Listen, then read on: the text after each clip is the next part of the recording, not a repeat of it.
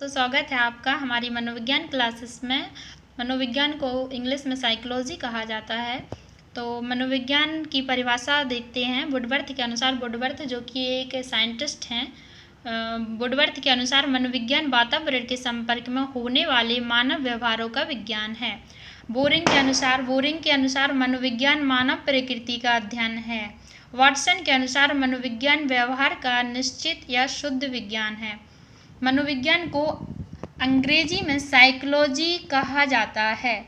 तो गैरेट के अनुसार साइकोलॉजी शब्द दो शब्दों से मिलकर बना है। कितने शब्दों से मिलकर बना है? दो शब्दों से मिलकर बना है। तो दो शब्द देखते हैं, साइकी प्लस लॉगस। यहाँ साइकी का अर्थ क्या है? साइकी का अर्थ है आत्मा, लॉगस का अर्थ है अध्ययन या ज्ञान।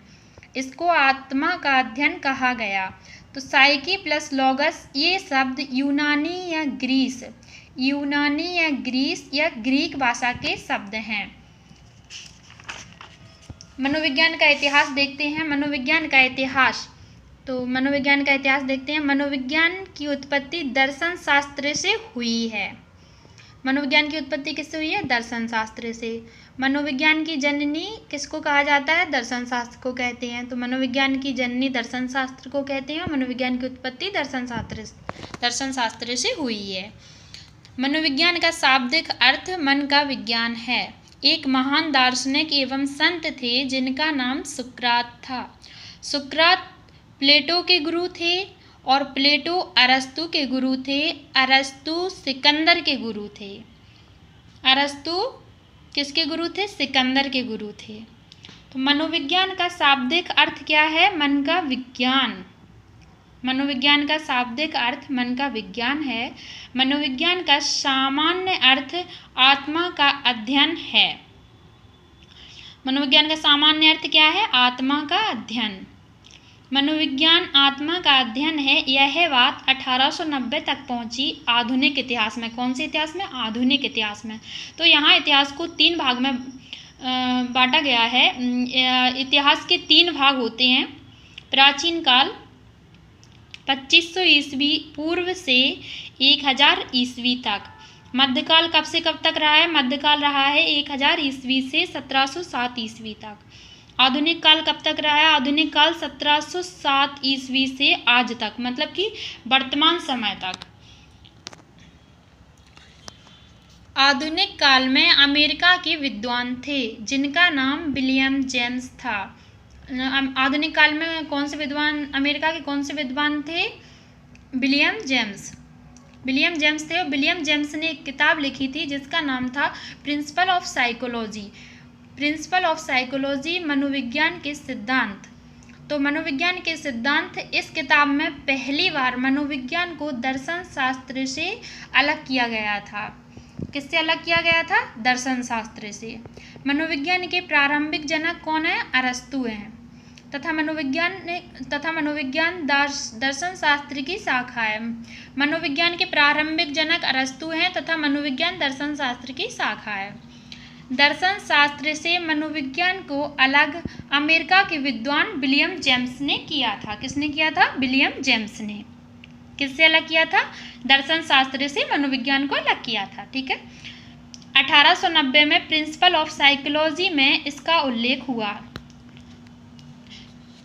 1890 में, कौन सी सन में हुआ? 1890 में। प्रिंसिपल ऑफ साइकोलॉजी मतलब मनोविज्ञान के सिद्धांत, इस किताब में इसका उल्लेख किया गया। ठीक है। अब आते हैं मनोविज्ञान के क्रमबद्ध विकास। मनोविज्ञान का क्रमबद्ध विकास। आत्मा का विज्ञान 16वीं शताब्दी। जो आत्मा का विज्ञान है वो 16वीं शताब्दी में बताया गया। तो आत्मा के विज्ञान के समर्थक कौन थे? आत्मा के विज्ञान के समर्थक प्लेटो, अरस्तु, देकार्ते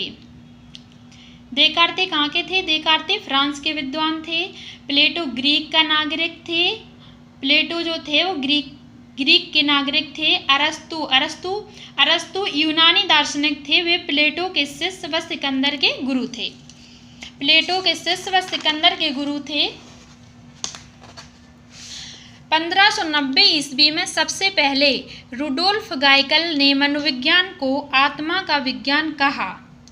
1590 ईस्वी में, कौन सी ईस्वी में? 1590 ईस्वी में सबसे पहले रुडोल्फ गायकल ने मनोविज्ञान को आत्मा का विज्ञान कहा। 16वीं शताब्दी में ग्रीस नामक देश के दार्शनिकों ने इसके शाब्दिक अर्थ के अनुसार इसे आत्मा का अध्ययन करने वाला विज्ञान माना है। इसको फिर से रिपीट करते हैं। 16वीं शताब्दी में ग्रीस नामक देश में दार्शनिकों ने इसके शाब्दिक अर्थ के अनुसार इसे आत्मा का अध्ययन करने वाला विज्ञान माना है। इसी शाब्दिक अर्थ के कारण मनोविज्ञान को आत्मा का विज्ञान माना गया है। इसी शाब्दिक अर्थ के कारण मनोविज्ञान को आत्मा का विज्ञान माना गया है। ईसा के 500 वर्ष पूर्व से 16वीं शताब्दी तक लगभग 2000 वर्ष तक आत्मा का विज्ञान ही मनोविज्ञान को कहा जाता था। तो कब से? ईसा के 500 वर्ष पूर्व से 16वीं शताब्दी तक लगभग 2000 वर्ष तक आत्मा का विज्ञान ही मनोविज्ञान को कहा जाता था।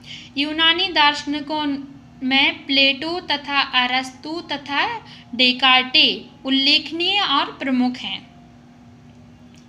मन का विज्ञान, तो मन का विज्ञान कब था? 17वीं शताब्दी। तो मन का विज्ञान के प्रथम समर्थक विद्वान कौन थे? इटली के पोम्पोनोजी थे। इनके बाद के समर्थक थे Thomas read plus lock plus Berkeley. मतलब कि ये इनके बाद के जो समर्थक थे वो 3 वैज्ञानिक थे। ठीक है ना।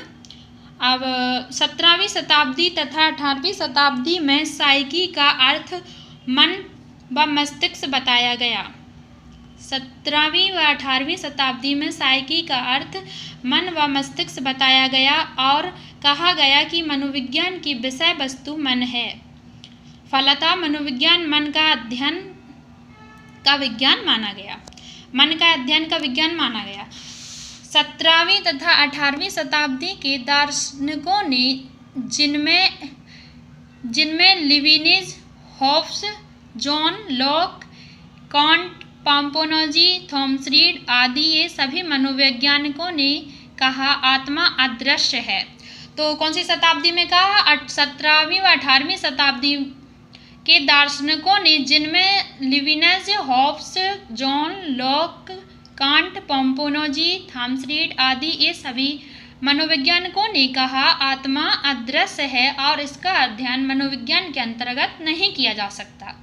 ठीक है। इसके बाद आता है चेतना का विज्ञान। 19वीं शताब्दी। तो सिगमंड फ्रायड ने सिद्धांत दिया था चेतन, अर्धचेतन, अचेतन। तो चेतन और अचेतन के बीच की अवस्था अर्धचेतन होती है। चेतना का विज्ञान का समर्थन फ्रायड, विलियम वुंट। वाइट्स, विलियम जेम्स सली। चेतना का विज्ञान तथा चेतन क्रियाओं का अध्ययन है।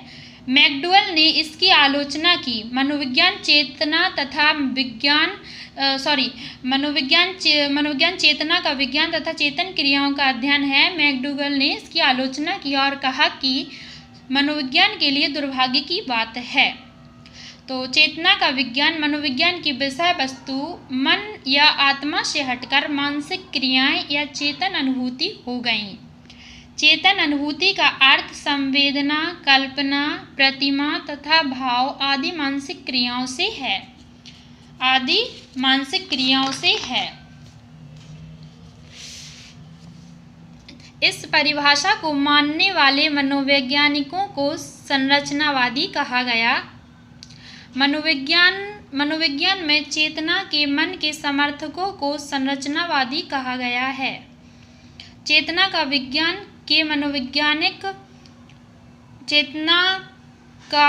के वैज्ञानिक विलियम वुंट व ईवी टिचेनर, विलियम जेम्स एवं जेम्स सली प्रमुख थे। विलियम वुंट इन्हें प्रयोगात्मक मनोविज्ञान के जनक कहा जाता है क्योंकि विलियम वुंट ने मनोविज्ञान की प्रयोगशाला स्थापित की थी। ये प्रयोगशाला 1879 में विलियम वुंट ने लिपजिंग विश्वविद्यालय जर्मनी में स्थापित की थी। कहाँ की थी? लिपजिंग विश्वविद्यालय जर्मनी में।